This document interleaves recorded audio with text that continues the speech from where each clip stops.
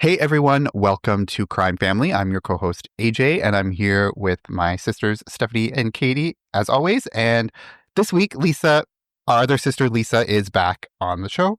If you listened to our episode last week, you will be familiar with her.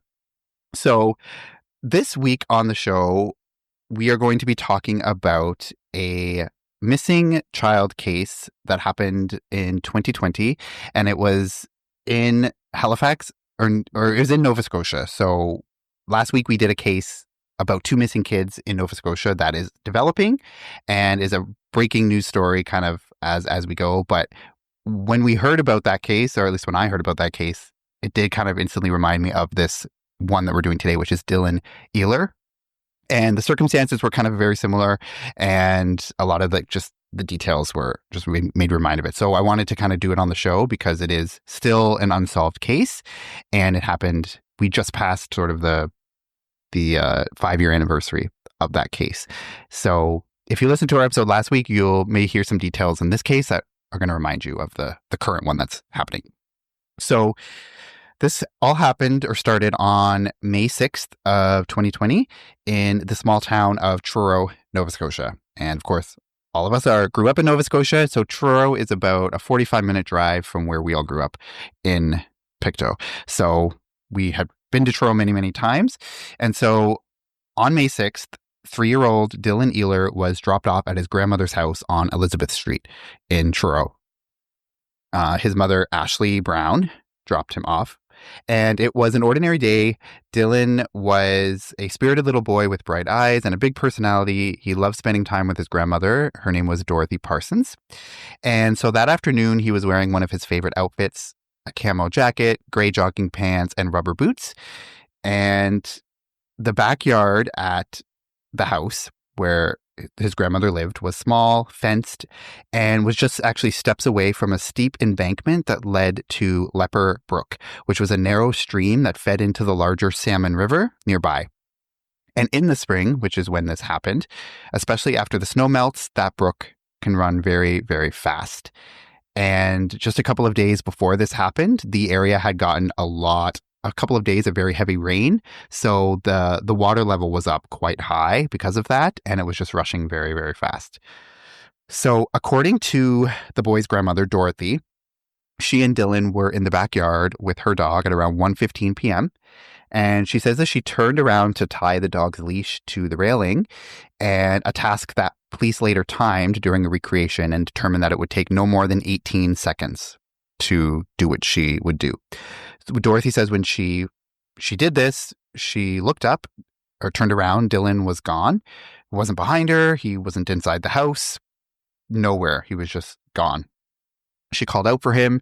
She, did a quick, scan of the area to see if she could see him, but there was no sign of him at all. So panic set in, and the steep drop to the brook was just steps from the yard. And so there was an episode of the investigative series W5 about this case, and W5 notes that in those 18 seconds, Dylan would have had to run at least 81 meters between this opening, the small little opening in the fence, across a neighbor's yard and through some brush to reach the brook. So Dorothy said that there were really only two directions that Dylan could have gone in. So either he does go across the yard to the busy street, or he goes between the fences down to the embankment towards the water. So those are really the only two options. And so obviously neither one is great. Either he's running off into a busy street, because Elizabeth Street, I think, has a lot of traffic on it. And then obviously the other one down the steep embankment isn't ideal either. So at 1:24 p.m. is when he's officially reported missing after Dorothy calls 911.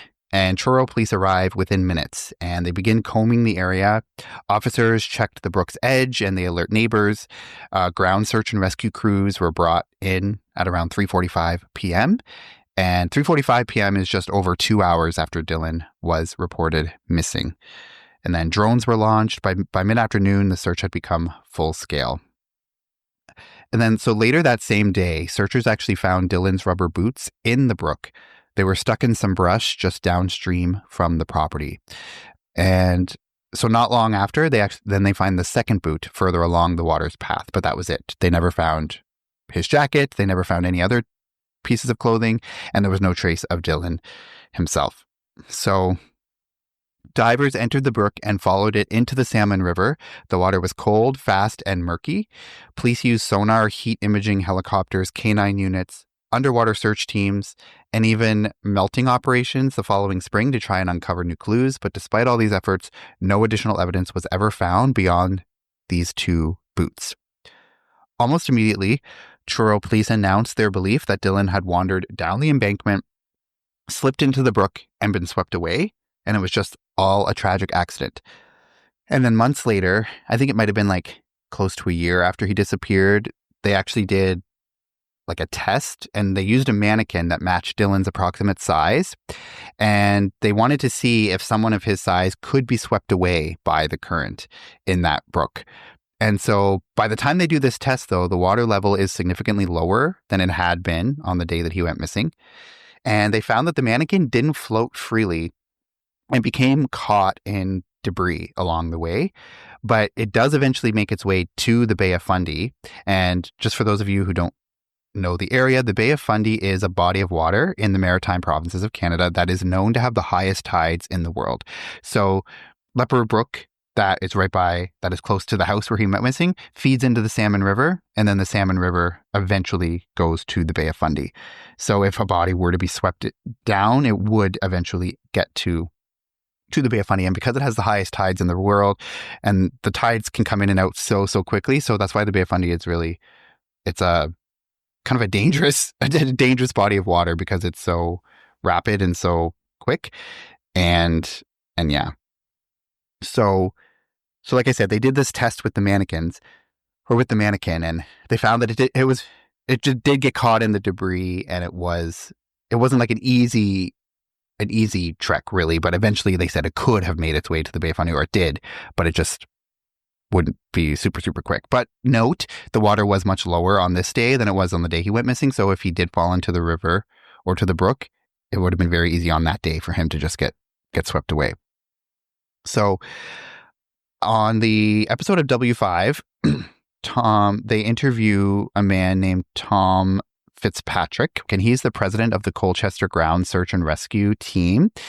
And he believes that the severely high tides and the loud rushing water could have been something that attracted Dylan to it. So they said as part of their investigation, they always do like an analysis of the area and a scene to see if there would be anything that would attract a child to it. So he's like, the sound of rushing water is something that would, attract a child to it. So he says that it would be very easy for Dylan to just run towards it.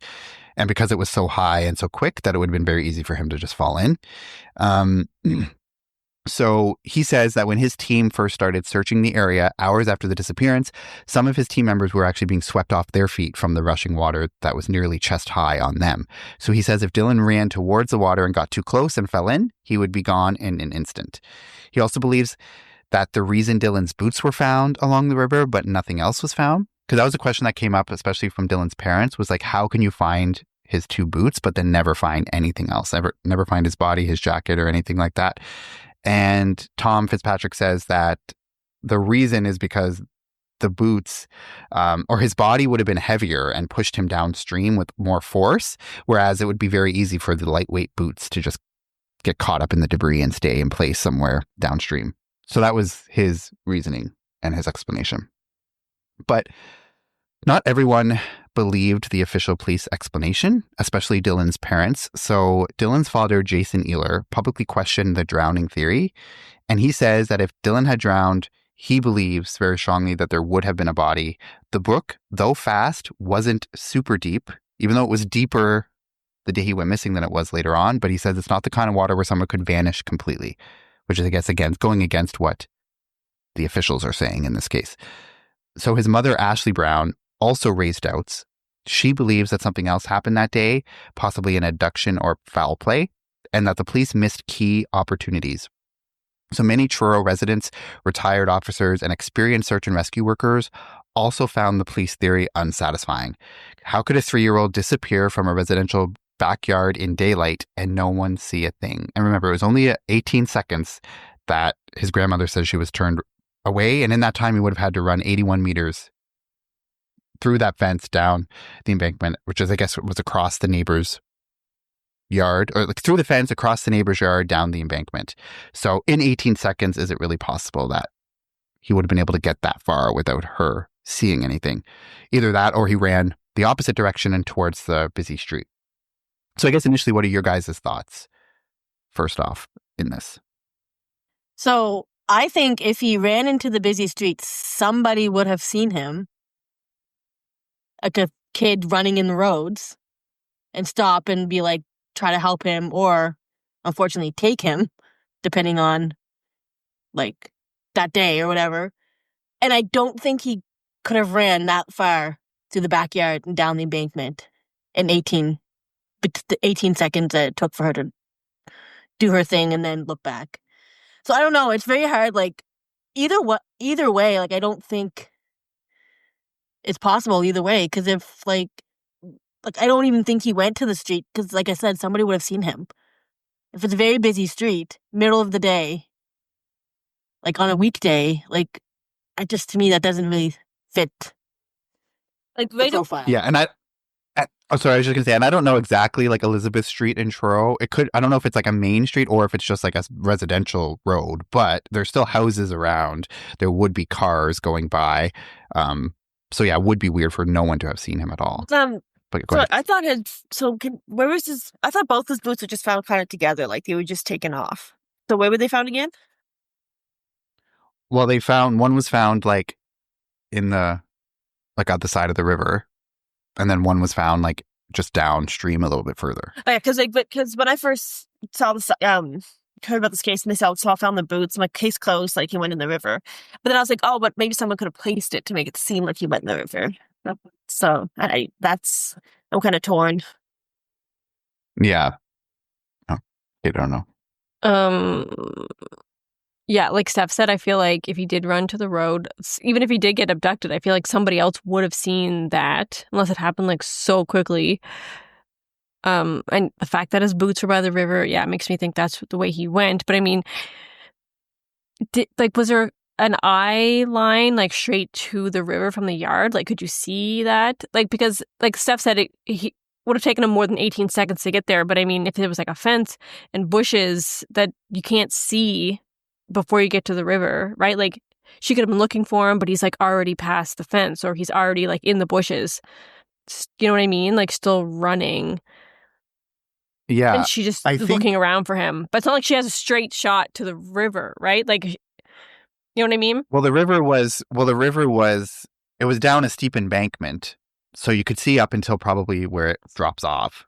And then it's down the embankment. Okay, so there's nothing like blocking the eye line? Like there's no like hedges or fences where you can't see beyond that before? I don't think, like, they show a shot of the fence and it's just like a little opening like this big and he would have had to run through there and like across a neighbor's yard. And then the embankment was like on the other end of the neighbor's yard. They said about 81 meters he would have had to run. So I don't really know, like I didn't time how long it takes to run 81 meters. Well, that's the thing. He might not have made a beeline straight for the river, right? Like he could have veered off to the side, been in like the neighbors' yards and stuff, and she just couldn't see him. And then he eventually made his way to the river, right? It doesn't have to be like straight shot to the river, straight shot to the street. It could have been like meandering through the houses, the yards and stuff before he got there. So that seems like... But I mean, the street is like a straight shot almost. Like, I feel like she could turn around and the street's like right there. Like, yeah. I don't know. But in 18 seconds, I mean, how quickly that's such a short amount of time. How quickly can something like that happen in 18 seconds? She wouldn't have heard him like laughing either. Like how far could he get in 18 seconds? You'd think if he was like running, he could be laughing. She would hear something. But heard nothing, saw nothing. They said running water, like intrigues a kid, but like it wouldn't be his first time ever going there and hearing the running water. So why would he run excitingly that day? Like, the first time he ever heard it, and he's going to head off towards it, you know? Well, yeah, maybe that also made me... Maybe it was rushing quicker that day. Yeah, but also, I mean, like his grandmother was probably always like, no, you can't go over there. You're not allowed over there. Like, stay away from that area. You have to stay here. And like knowing like little kids... That's exactly what they want to do is what they're not supposed to do. So, you know, as soon as he had a chance, that's where he might have headed because he wasn't ever allowed to do that. That's where my head went, but Yeah. Yeah. And so I think like the police obviously thought it was a pretty obvious case, not really case closed, but like an obvious explanation of like, okay, well, there's a huge embankment right there, and his boots were found like sort of along the riverbank. One was a little bit further down, but they just assumed that kind of led to that explanation. Also, I just want to say we don't know that could have been more than 18 seconds, right? Just because she said all she did was tie or whatever she was doing. She could have been this like dilly-dallying for a few minutes, right? And then she turned around and he was gone. And it might have just felt like that short of a time, but that doesn't mean it was, right? So it could have been longer. Yeah. Yeah, and like, well, because with the 18, well, she says it happened in just seconds, and then where the 18 seconds came from was like the police, when they interviewed her at some point, had her like recreate what she would do. But again, it's not going to be exact. But so she would have like reenacted what she would do. Like I would turn around, I would go, she would tie the leash as she normally would, and then turn back, which would be 18 seconds. That's what they timed it. But again, if she was. But she would have, but I guess, I don't know. I was like, but wouldn't she have said like, oh, but I didn't just tie it and turn right back around. I like did something else. Like, but she didn't say that she did. She said she just turned around for a few seconds to tie the leash. So I don't know. So Yeah. I have a map of Elizabeth Street and the surrounding places. I just want to share that so you guys can kind of. So where the 70, can you see the 71? Yeah. That's where Elizabeth Street is. If you zoom in, Elizabeth Street's like right there. So Okay. if I zoom and out. there's Leper Brook. Oh, wait, Yeah. no, zoom in again. Oh, sorry. There's Leper Brook. Yeah. No, go back. Zoom back out. Yeah, right there. There. To the left, up Leper Brook. Yeah. Which is the And brook then there's that would have Queen been Street, right. which is a pretty popular street. So if I like zoom out, there's a lot of like Main Street's like right there, like right next to it. So there's a lot of areas, like a lot of urban area where he would have walked out the front of his house to. So the same There's thing. restaurants. He ran across that busy street with no boots on. I mean, That's what I'm saying. Like it doesn't. Yeah, like I don't like. Somebody would have had to seen him if he ran out the front door onto that busy street. Somebody would have had to see him because there's no way. Because Main Street's right here, and like this is where he lived, or his grandmother lived. Yeah, so he would have had to go on to Elizabeth Street and then run down Elizabeth Street to Queen, which is the Yeah. busier. Yeah. And So yeah. Yeah, So my it's like, theory- what are the chances, like we said, like in the past episode, like what are the chances that somebody who would kidnap a child happened to be in that area when that kid just got away for those 2 seconds? Like, I don't know, just the odds of that are crazy. Yeah. Yeah. So it's just it's crazy to think that would be really bad timing for all of that to happen. And so this case was actually pretty big at the time that it happened. Back in 2020, it was all over the news. And remember, this is like May 2020, so it's also like right at the beginning of COVID, where everything's like shut down. So maybe also too, that could be a thing. Like people aren't really out and about. It's early COVID. People are still in their houses probably. Like there's nothing open, no store. So the streets aren't going to be super, super busy too. So that's actually probably an important thing. Even though there's houses around, but like it's not necessarily that people are going to be a ton of people out and about either. So within days, the case hit the news and hit social media, and there were eventually a little bit, like a few days after, the details emerged that 4 days before Dylan went missing, both of his parents had been charged with domestic violence following a heated altercation. Jason reportedly threatened Ashley, and Ashley punched Jason, which was just something that came out in the news, probably not related, or again, it's a similar thing to the other one we talked about last week, where it's like people immediately started to think that the parents were sketchy, or that there was some suspicion on the parents, and then this detail about the domestic violence didn't like necessarily look good for them. But again, it's not really related at all to their missing child necessarily. To one thing doesn't equal the other. But social media users also dove into Ashley's TikTok account, and there was actually one video on her account that kind of raised suspicion. So it's one of those like lip syncing ones or like lip dubbing ones. And there's an audio clip from the show Tiger King, which was like right at the start of COVID when that show became super big. I think that's why that show became popular, was because it happened when everyone was in their house and had nothing to do but watch trashy TV. Anyway, it was like an audio clip from Tiger King. And the quote was, "You ever just look at somebody and think to yourself, this motherfucker is going to be the reason I go to jail," end quote. And her son Dylan was in her lap at the time of the video. So people were like, that was kind of weird. Like, I don't know. Again, one of those things that people kind of just pick up on, and it kind of grew into this big thing. And then some, of course, found it disturbing. Others argued that it was just like a joke taken out of context. And then there was another video that featured another lip dub one. It was like a parody of the song "Do You Want to Build a Snowman" from Frozen. And instead of "Do you want to build a snowman," the parody lyrics were like changed to "Will you help me hide a body?" And she's like lip syncing to that in the video.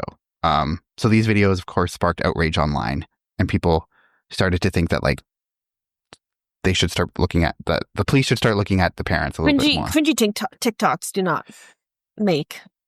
It's just a bad choice. TikTok, just cringy all around. Yeah.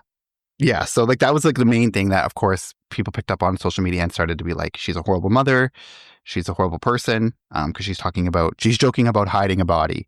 And this was days before Dylan eventually went. So also to note, there was a sex offender who was released from prison in April of 2020, like the end of April of 2020, around the time that Dylan went missing. So he also was charged with a sexual assault of an 8-year-old when he went to prison. So, I mean, I don't know if that... You muted yourself. Sorry. He was released in Truro, but I'm not sure if he was in the same area where he went missing. But this person was released and residing in Truro at the time. Again, what are the odds that creep was like in the same area where this kid happened to be by himself for a few seconds? I mean, it's possible, but did they look into that guy? Like, did they ever have any reason to like suspect him, or that just brought Yeah, up? I mean, I like did the research that I never came across that. Like the W5 episode never mentions it, and the articles I saw never mentioned anything. No, like I didn't read an article about it. I just looked up, like, when I was researching this case about sex offenders in that area at that time, and this person's name came up. The sex offender's name came up, and he was released in April of 2020, like the end of April of 2020. So around and lived like time. in the area. In Truro, yeah. Or... Yeah. Yeah. Yeah, I mean, like, again, that's just like speculation and who knows, but also all the thoughts about the parents is also speculation because there's really nothing to substantiate that other than these cringy TikTok videos. Well, yeah, even if her mother was like cringy and there was like some suspect behavior, like we know that he was with the grandmother, right? And like people don't think she was involved, right? And they don't think she's covering up for them or anything, right? So I feel like that discredits that theory right there. Well, yeah, I was gonna say, like, the mother, but it's proven that she actually went and had coffee with her friend. Like it's proven that she had an alibi that checked out. Did she not? Again, I mean, they never said anything like confirmed that she was here, but I don't know how much they would have. I mean, the parents are saying that they were with the grandmother. The grandmother's admitting that Dylan was with her, so they didn't really have a reason to go into her alibi necessarily. Because I mean, people do stupid shit on TikTok all the time. Yeah. Like, I mean, yeah, like a poor choice for a TikTok or a cringy TikTok isn't evidence by any means, but also it's social media, and also the people just jump on the bandwagon and like. But the grandmother could just be covering up for them anyways. Like, she could have just said, yes, he was with me, when in reality he wasn't. Maybe the grandmother didn't. Maybe the grandmother, like, had looked away a lot longer and something did happen. There was an accident, and then she made it seem like he got swept away because she thought she was going to get in trouble. Like, she wasn't watching him, and he hurt himself very badly. You know what I mean? Maybe that's what happened. Yeah, like this is I get a little bit more into that later. So yeah, good yeah, like I'm going to talk a little bit more about that, but that is definitely something that I thought too when I was thinking about it, because she was the one who was with him. All we have is her account of what happened and what she says happened. So who really knows? But right after the TikTok videos surfaced, Ashley became the target of intense harassment online. Accusations were flying from all the way from neglect to conspiracy to murder. And the harassment was so severe that Ashley and Jason both filed a formal complaint with the Nova Scotia Human Rights Commission, arguing that the online abuse exceeded the limits of free speech and constituted targeted bullying. They claimed it affected not just them, but also the investigation itself, because it divided the public and shifted the focus away from the actual investigation. So they also, in the W5 episode, they also talk about there were anonymous messages that began arriving. So there were individuals who would like reach out to Dylan's parents saying they claimed that they had Dylan and that they were demanding ransom, but the messages led nowhere. Police believe that they were just cruel hoaxes and the real senders had never actually been identified. So they don't know who sent them. But there was like multiple people who would message them and say, I have your son. Please send me this money. Those people are gross. Yeah. Losers. Total losers. So basically the parents were just being harassed from all angles, from like these random anonymous messages all the way to just losers online who were just dogpiling on them. And so in spring of 2021, so just a year after he went missing, after the ice thawed, the search crews returned to the area hoping to find new evidence. But again, they found nothing, no body, no clothing, no sign of Dylan. It was as if he just vanished into thin air. So the only thing they ever did find were the 2 boots. By 2022, the investigation was no longer active. There were no suspects. There were no new leads. Truro police stood by their conclusion that Dylan had drowned, and that was really it. But the questions kept coming and the public scrutiny never really stopped. So people were, asking why were both boots found, but never his body? Why were they found so close to the backyard and not further downstream? Like they were along the riverbank, but why did sonar and canine units fail to detect anything? If Dylan hadn't gone into the brook, then where did he go? So some believe that Dylan was abducted either by someone watching or by chance. Others believed that foul play was involved and someone close to Dylan might know more than they've admitted. So really, no one knows anything. It's all just speculation. But Dylan's parents did continue to criticize the police response. So his mother, Ashley, said that police failed to properly secure the backyard. They allowed the public onto the scene and potentially destroyed key evidence. They also said that police delayed issuing an Amber Alert. So the Amber Alert wasn't actually released until 4:30 p.m., which was over 3 hours after the initial 911 call was made. The search ended after 6 days without any leads. So kind of like we talked about in the other case that we talked about last week of the 2 kids that went missing and how they scaled back the investigation after a few days. So the search ended after 6 days without any leads. And again, in the episode of W5 that I watched on this case, the Truro chief of police, so they interview him, and he defends the fact that they didn't issue an Amber Alert because they said it did not meet the very specific criteria that was needed for such an alert. So really, they can only send out an Amber Alert when they have proof or proven criminality or abduction. So like Katie said also in last week's episode, like if they have strong evidence to say that he was abducted, like they have a potential abductor, a description or a car or something like that, then they can put out the Amber Alert so people can be on the lookout for it. But he said that it didn't meet any of that criteria. So they didn't put out the Amber Alert. The alert was released over 3 hours. An alert was released over 3 hours later by the province's Emergency Management Office, so EMO. And the chief of police says that the RCMP has no control over when the EMO gets released. However, the EMO says in a statement that they, quote, received the approved message from Toronto Police about the missing child at 4:13 p.m. that afternoon, nearly 3 hours after he was reported missing by Dorothy. And so 19 minutes later, the alert goes out at 4:32 p.m. This means that the local police took 2 hours and 49 minutes to contact EMO with the information and approval to send out the alert. So basically, it's like they're each kind of trying to throw the responsibility onto the other people. So the RCMP is saying, well, we can't control when it goes out, but then the EMO says, well, we can't put out the alert until the RCMP gives the okay. So no one wants to take responsibility basically for it. So So the officer says to W5 that there were communications that went out on the police's social media pages, but a search by the W5 team shows no record of any such notice on the police's Facebook page at all. However, their Twitter page did make a post, and they put an alert out on Twitter. Can we stop using So Twitter? this is actually Stop using Twitter. Like, how many people use Twitter? Like, Twitter's the least popular platform. I don't understand, especially for the older, like Twitter. I would never check. Nothing would have popped up on in Twitter. Truro. Yeah, Twitter. Out of all places, I would probably use Facebook first.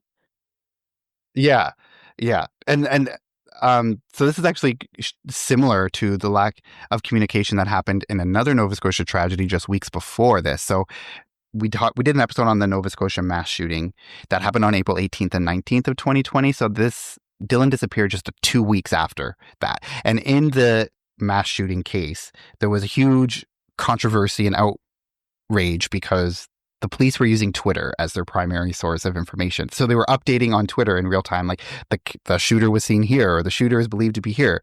Again, who uses Twitter in rural Pictou County or Nova Scotia? I don't know. How many people use Twitter? It's just wild. So again, 2 weeks later, when this happens, they use Twitter as if they didn't learn anything from the first thing. So just annoying all around. So yeah, like it's weird that Twitter would be the police force's number one method of communication. It's like they knew they had to put something out, but they didn't really want it out. So at least they put it out, so there's record of it out. But they knew it wasn't going to reach a lot of people. You know. Yeah, and the chief of police says, "Well, we put a notification out on all the social media platforms," and then W5, the narrator, comes in and says, "We did a search of all of their social media, and there was nothing on their Facebook page at all that afternoon. It was only on Twitter." So it's just crazy. So either the chief of police is lying in that interview, or he was mistaken. I don't know. Just weird, sketchy. So again, this move was very highly controversial at the time because of the Nova Scotia mass shooting. But then in this case too, it was like, why is Twitter being looked at as the number one place to go for updates? It's just very, very weird. So in the W5 episode again, so Dylan's parents do talk about, they had expressed suspicion about Ashley's mother, which would be Dylan's grandmother, Dorothy, that she might be withholding details. So Lisa, this is kind of going to what you had said. They don't necessarily think that she did anything to harm Dylan, but they suggest that maybe she could have left him alone for longer than she's admitting to, which allows a longer window of time. Which allows a longer window of time for something to happen. So maybe it wasn't just 18 seconds where she turned her back. Like maybe she went in the house and left him, and because there was a fence, she thought it was good.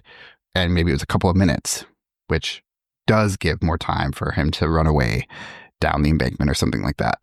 So Jason, so Dylan's father, Jason, speculates that perhaps maybe the dog ran off and Dorothy went after the dog or something, ran down the street to go after the dog and left Dylan in the yard. Or she went in the house or something like that and left Dylan unsupervised. And this W5 episode is from 2021, so just a year after Dylan went missing. And his mother, Ashley, at the time says that she no longer speaks to her mother. She doesn't want her mother in her life. So she's like, I can't look at her. I can't speak to her. So they're not close really at all. She doesn't really consider her a mother. And so that was 4 years ago at this point. So I don't know if they've reconciled. I didn't see an update on that, but at least as of 2021, they were not close at all. And on the 1 year anniversary of Dylan's disappearance, there was a gathering of people from the area along Salmon River where Dylan's boots were found. Family and locals came to send like little paper boats down the stream in memory of Dylan. And Dorothy was not allowed to take part in this because she was seen as being responsible, or at least negligent, for having him disappear while she was supposed to be watching him. So she talks about in the W5 how hurtful that was, that she couldn't be even there at the 1 year anniversary thing. So to this day, Dylan Ehler remains missing. And also they do talk about, there was a private investigator that was investigating this at one point too. And he says that he talked to people along Elizabeth Street, like neighbors in the area. And they said that the RCMP never talked to any of them. So apparently, according to him, the RCMP never interviewed anyone in the area, anyone in the neighboring houses at all. So that's just, again, going to like the police misconduct or how they like fucked it up. Katie, I didn't know if Katie was going to say something. She looked like she was gearing up. So again, Dylan remains missing to this day. He would be nearly 8 years old because this was about 5 years ago. His parents continue to advocate for answers and push for legislative changes, which includes a law that would enable immediate public alerts when a child goes missing, even if foul play isn't suspected. So again, they think that there could have been more to have some type of Amber Alert or an alert. Yeah, I don't. Not just on Twitter. It's crazy why they wouldn't send a text to every, all the phone, like missing child, like it's just weird that no one got emergency text that you sometimes get, Yeah, it's just crazy that wouldn't be like the first go-to thing. It just seems like common sense to me. But so yeah, and just we just passed the 5-year anniversary of his disappearance. And so if you know anything about the disappearance of Dylan Ehler on May 6, 2020 in Truro, Nova Scotia, please contact the Truro Police Service at 902-895-5351. Anyone interested in volunteering with the search can email search@pleasebringmehome.com with their full name, phone number, and emergency contact information. And the police have released like an age progression photo of what they think he could look like now if he were still alive. If you're watching the video version, we'll put that up. And there's also, just like a description again of his clothes that he was wearing as well on the day he went missing. So we'll put that up too. And that's really where the case stands. It's kind of a cold case at this point. They don't have any leads really any one way or the other. But I guess what are your guys' theories or thoughts? I do think that there was an accident, like something happened with grandmother wasn't watching, and she is covering some stuff up. Do you really think she would go that far though to like place the boots along the river to cover it up? Like, wouldn't you just think she would admit to what she did? I mean, she's going to feel horrible either way. So I know. I'm like, after spending all that time searching and stuff. I mean, would you take it that far? But then maybe you're so far into it, you can't tell the truth. I don't know. Maybe one day she will. But that's what I think anyway. I mean, this is what I feel happened. So I think, and might be far-fetched, but I think he took off his boots, placed them there, and then went to go put his feet in the river. Maybe. Would he have done that? But the boots were not found together. Oh, they weren't found together. You said they were found together. No. I said one was found along the river and one was further downstream. Never mind. I still think he took off his boots though and like went into the river. I don't know. I just feel like why would he take his boots off though? I don't know. That's weird. But I don't think the grandmother had anything to do with it. I think she wasn't looking for more than 18 seconds. I think she might have went in the house or might have like did something other than tying up the dog. But I don't think she had anything to do with his disappearance. I don't know. Yeah, that's kind of where I'm leaning to. Like, I feel like she got distracted or something, and it was longer than she said it was. And in that time, he wandered off into the stream and floated away. That's kind of my conclusion. Yeah. So I think, I mean, it seems kind of, when you think about it with the boots near the river, like it seems like an obvious thing, but a lot of people still, like the locals and people just are kind of suspicious of the parents still, even after all this time, and the grandmother, thinking that she did. She's like lying about the exact amount of time or exactly what happened. It's just such an obvious setup. Of course you put the boots by the river. Like, of course that's what you would do. I mean, that's just, who wouldn't do that if, Yeah. Yeah. Yeah. I mean, like, I don't know. It just seems kind of like extreme that the parents, if this was like a accident and just she wandered off while she wasn't paying attention and the parents just like cut her out of their life completely. Like, was there other things before this that made them like just kind of like the final straw? I don't know. It just seems like very extreme for them to like not forgive her for making a mistake. Obviously that led to their child disappearing forever. But I mean, this happens in families and they don't just like cut each other off completely. Was there like a history of like bad blood between them? Well, yeah, and I think like they obviously trusted the grandmother enough to drop him off. Yeah, that's what I mean. Yeah, like could have been bad enough where they're like, okay, well, you can babysit the kid, but yeah, she's probably watched him. I hate you. She's probably watched him a million times, and then she just something got maybe something with the dog, and she got distracted, and he didn't. He had 5 minutes where he could go somewhere, but yeah, I don't know. Yeah, I don't know. And they don't really say anything in W5 about like the history of the family or anything like that, other than the domestic abuse between the parents just a few days before the disappearance. But yeah, I just feel bad. I don't know. It just does seem kind of extreme for them to just completely cut her out of their life for making a mistake. Like, but they think, or the dad talks about how he thinks that because she maybe is lying about exactly what happened, that he can't like trust her or something anymore. I don't know. It's just, but it's not that they think that she did anything necessarily and is covering it up, but she's just lying about how long she was not with him to make herself look better or whatever. So I don't know, but 18 seconds doesn't seem like a long at all. If you're just turned around, if it legitimately was 18 seconds, just turning your back, It and the almost fact that she wouldn't hear anything at all, I don't know. almost make it better just to say you took longer, so it's more believable. Like 18 seconds, and that brings up a whole more conspiracy that is needed. It makes it more complicated if you say only 18 seconds. Like maybe she should have said it actually was 5 minutes. Sorry. Yeah, she could have just said, but maybe because, I don't know, I think there was something in W5 where they said like, because she feared she could be charged with neglect or something.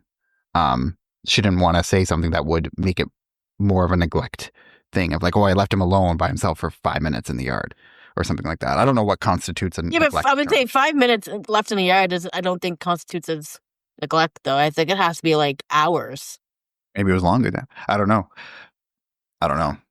But yeah. So I don't know. But they're kind of suggesting like maybe she doesn't want to have the possibility of any charges. So she just said it was 18 seconds. Again, there's no proof to really, she's the only one that was there. She's really the only one that knows if it was 18 seconds or if it was multiple minutes or whatever. But yeah, it's still an unsolved case. And it's basically like, because the police theory is that he drowned, like, I don't think there's a super active investigation where they're like still interviewing people or whatever, but there's just a lot of mystery. People still think the parents were involved. People think the grandmother was involved or something. So still a lot of mystery surrounding it. But this was the case that I first thought of when the two missing kids went missing just a couple weeks ago. In rural Nova Scotia again. It's like similar circumstances. So I don't know. It will be interesting to see how that one plays out. And unfortunately, after 5 years of this one, we still don't know anything. We don't really know anything more than we knew a couple of weeks after that one. There's been no new developments or anything. So it's just very, very sad. So again, yeah, if anyone knows anything, I'll just say the number again. If you know anything about the disappearance of Dylan Ehler on May 6, 2020 in Truro, Nova Scotia, please contact the Truro Police Service at 902-895-5351. And anyone interested in volunteering with the search can email search@pleasebringmehome.com with their full name, phone number, and emergency contact information. And that was pulled from an article that just came out a couple of days ago. Because like I said, we just passed the 5-year anniversary of it. And so there are still, I guess, searches. People are still volunteering to help. But they never found anything else other than the boots. So yeah, it's just really sad ultimately. But yeah, that does it for this week's episode. So again, you can find us on all the social medias, Crime Family Podcast on Instagram, Crime Family Podcast on Facebook and TikTok, Crime Family Pod. And you can email us, crimefamilypodcast@gmail.com for your case suggestions or feedback. And like I said last week, if you do have any tips or you think you have a speculation or a name of someone, don't email us with that information. Go to the proper tip line, please, and give it to the people who can actually look into it, because we are not connected to the investigation or anyone in the investigation. So just want to put that out there. But yes, thank you so much for listening. We'll be back, I believe next week is our finale episode. I'm not sure if we're doing a 2-parter yet or one, but we'll be back next week with either part 1 of the finale or the full finale. We'll see. But yeah, we're almost at the end of the season already, which is crazy. But thanks for listening, and we'll see you next week. Bye. Bye.